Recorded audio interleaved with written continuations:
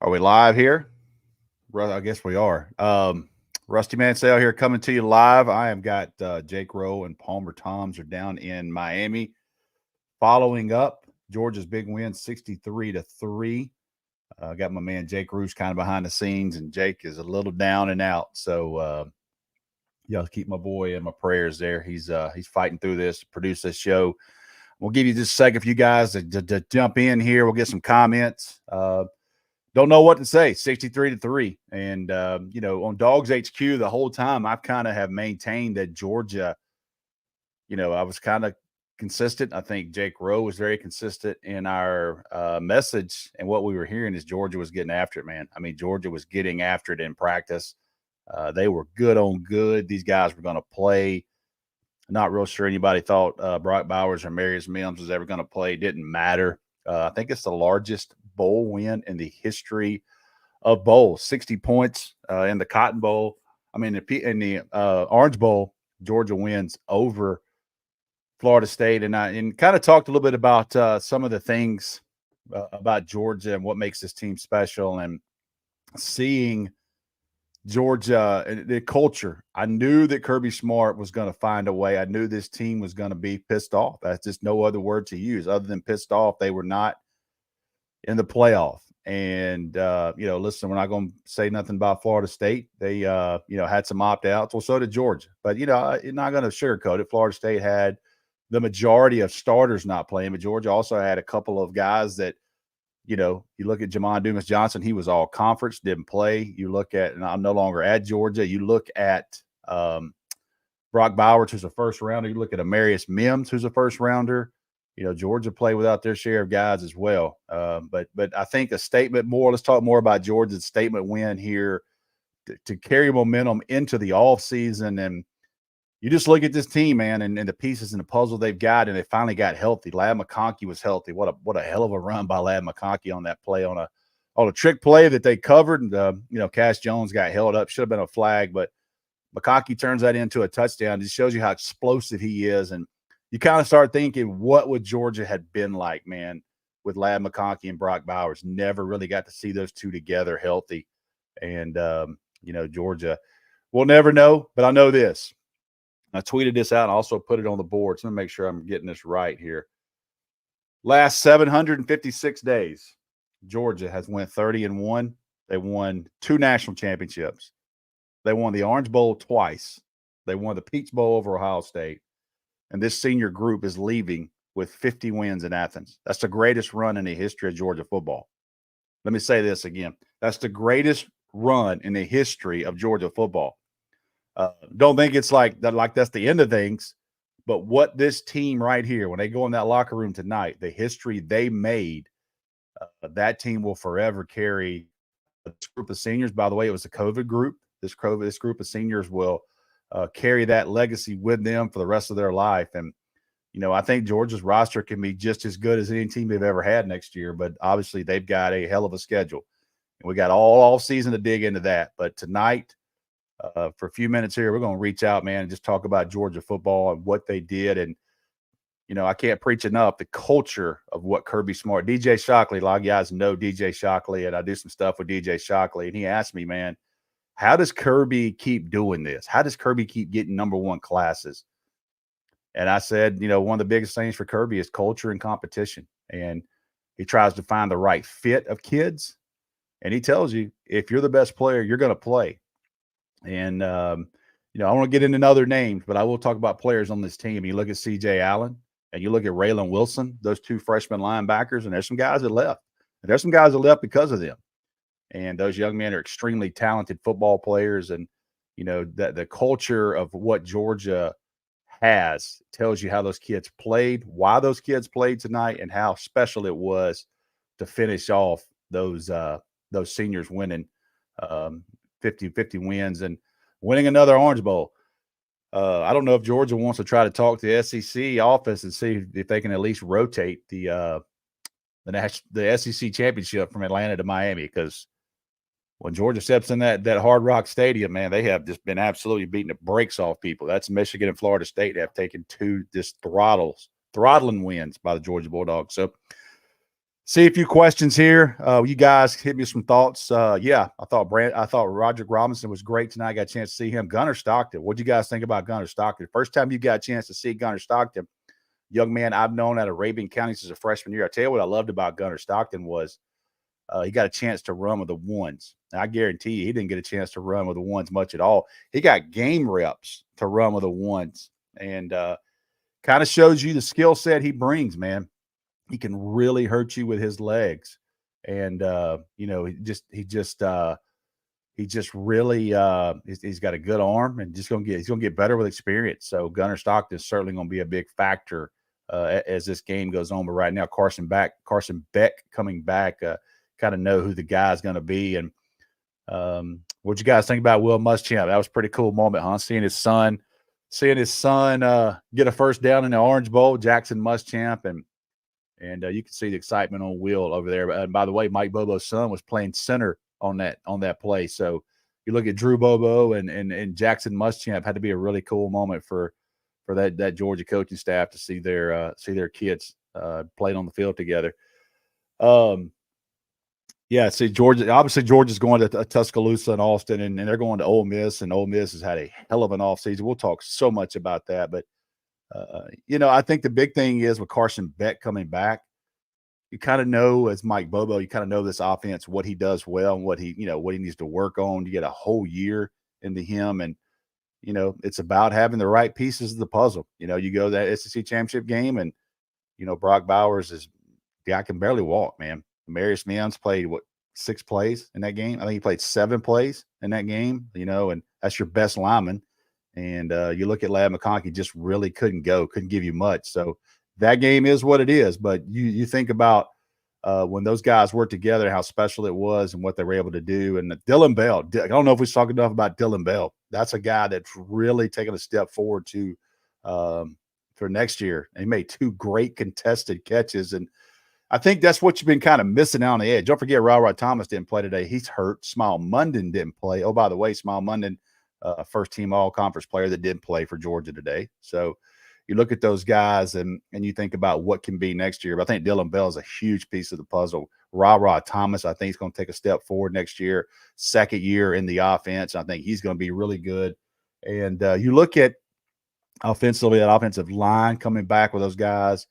I thought Monroe Freeland, who stepped in for Marius Mims, you had Xavier Truss playing right tackle, but I love the upside of Monroe Freeland and what he can do. And yeah, I'm with you, Jeremy. Can't wait for the 12-team playoff, man. I just think we need it. And Georgia would have got in this year. They still needed a 12-team playoff. I mean, it's unfortunate this happened, but it's a reason why it happened. So, and it's going to be one of those deals where you're going to get 12 and somebody's going to think 13 and 14 should have got in. But certainly not a year like this ever again.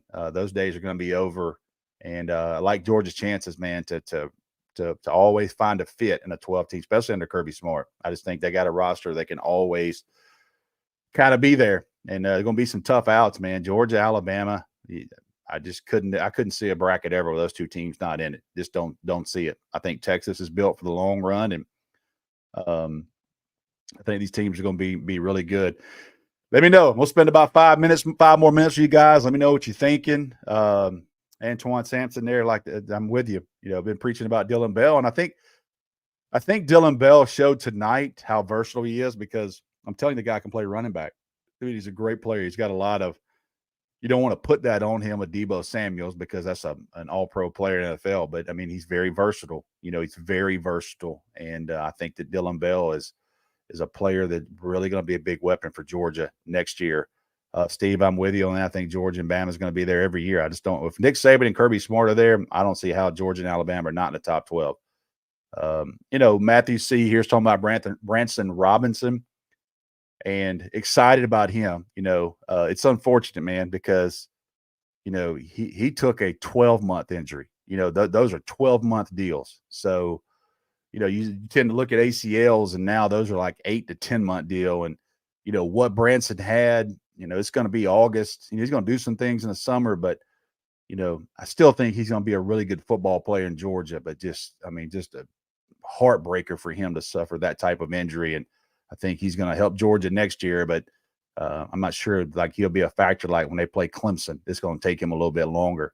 He's got a full 12-month recovery. So, what senior you remember the most? What senior from this class will you remember the most? They got some good ones, man. I think Marcus Rosemy-Jack Saint, and he called that touchdown pass against Florida. A kid from Florida called his freshman year, had a gruesome injury. I mean, broke his leg on that play. It was just gut wrenching feeling for that kid. But for him to come back and to have the career he had and how good he was in the locker room, everybody I talked to talked about how good he is in the locker room and how good a player he was. And that's really one of those ones you think about. Xavier Trust as well. I mean, you got to think about a kid from Rhode Island coming down here. Can you imagine what his first summer was like? He's probably never sweated in his life. And you get down here and you learn about humidity and mosquitoes, and this is a 6'7", 350-pound human. He was very versatile, played all four positions, played four positions on offensive line, everything but center. Kendall Milton, you got to have one for him. You know what I mean? You got to have one for Kendall Milton. Everything he's been through, he's still not healthy. And he still doesn't have his top end speed, but you see how tough he is. Interested in him in the offseason and what he does and how the NFL looks at him as a bigger back, but he's got to get healthy too, man. I think that Kendall, when Kirby Smart says, this is one of those, when Kirby Smart calls you a DGD, kind of tells you what kind of person he is in the locker room. Kid comes from California again over here. It comes from Fresno to Athens, and really, really appreciate Kendall Milton. Again, we talk about Georgia dominating FSU 63-3. I'm not a gambler, not a big gambler. I'll play once or twice a year on something. But when I looked at that line today and it said 20.5, I thought, man, there's going to be a lot of people jumping on that. Felt like that. So, Bubby Dean, see you here. Good to see you again, my man. Though I know you're probably down there.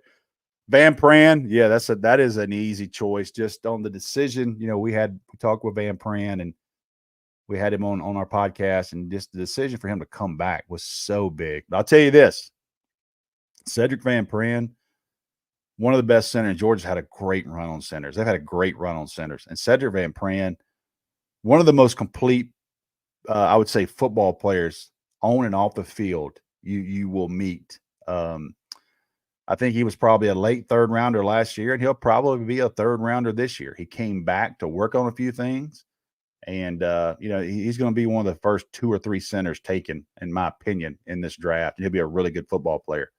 But I'll tell you this: I talked to a lot of people in Athens, and Jared Wilson, number 55, who's playing center, is extremely athletic guy. He is a very athletic center. So I expect Georgia to have another high level prospect at center. This young man's out of North Carolina. Stacy Searles recruited him, got him to flip back to Georgia. I think that was what happened. He was committed to Georgia, decommits, goes to North Carolina, and then comes back to Georgia, and they sign him. I'm telling you, as you start digging in this roster later in the spring, Jared Wilson, big-time player. Georgia broke their own record scoring tonight, 2 years. Yep. FSU is a prime example of what building a team off a portal looks like. That's from Kirby's belt. Listen, I think Georgia's a better team than FSU. I thought Georgia was a better team than FSU all year, but I'm telling you right now, FSU's defensive players played, they were a problem. They are very good up front. They may have 3 NFL first rounders on the defensive front. And I just think that, they've done a good job there. FSU's done a good job. Don't want to beat around the bush on that, but they've been successful through the portal. And we'll see. Look, everybody's learning. I don't know how this thing's going to turn out either, but I know Georgia is building through the high school. Alabama is building through the high school and finding pieces of the puzzle that they need. And so far, that's been successful. So far, Georgia has been successful. So let's see what we got. FSU has no depth. They don't have the depth of Georgia. Not many teams have the depth of Georgia. They just don't. It's just hard to do. And you see Georgia losing players now. This portal is going to be different. When Georgia loses a player, they fight over this guy. I don't want to give a name, but Georgia had a player that barely got on the field for them. He went into the portal, and I found out last week what he got paid to go to another school. It's shocking. Shocking what he got paid. This guy barely got on the field for Georgia. So I'm just telling you, the people, when a Georgia player goes into portal, I mean, people are fighting over them because number one, they know how to practice, they know how to get coached hard. They're going to be a good player. So that's kind of the way things are going. FSU giving up 63. It's a bad look. It is a bad look, James. I agree, and that's just a bad way. I kind of went on their board just to look at it during the game, and their fans were like, "I'm turning this off. I'm done." So it was just a tough deal, man, with Jordan Travis getting hurt. And I kind of knew that night when Jordan Travis got hurt, I didn't care what the committee said. It was going to be hard for them. What the committee should have done, if they would have had a set, is they would have dropped him the week before. And they didn't want to do it because they would have had to deal with that for a whole week. And I felt like that morning after Alabama beat Georgia, I was like, I can't see Florida State getting in. And you hate it because that Jordan Travis injury was a bad deal. And you don't want to see that for anybody. Georgia, yeah, one of the quarterbacks that played today, I had to go check and see who that was. I'm obviously known Jackson Muschamp since he was probably 13 or 14 years old, but Georgia played a lot of players, and just shows you how good and how deep they are. So thought it was really good. Don't know who all is returning. We have some decisions already made. Obviously, they have till January the 15th on that. January the 15th, and we'll be all over that on DawgsHQ, and we'll have a lot of that stuff going on. Want to kind of remind you, Jake Rowe is in Miami right now, and here's the great thing: Palmer Toms of DawgsHQ as well is in Miami. Here's the benefit. Here's the great thing. If you guys don't tune out tonight, because the one time and the only time of the year, I'm pretty sure there's an open locker room is tonight. So they get to interview any player they want. They get to ask any player any question.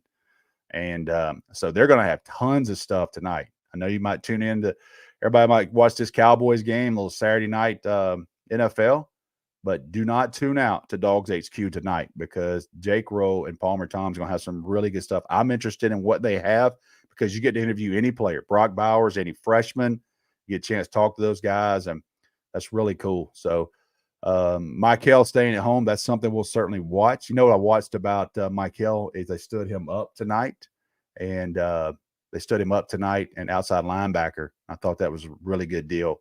I think you're going to see more of that. So listen, guys, that's going to be it for me tonight. I want to jump in here with you guys for a few minutes and say thank you for the month we had at DawgsHQ. Unbelievable. Thank you to all the new members. Thank you to everybody that likes and subscribes here.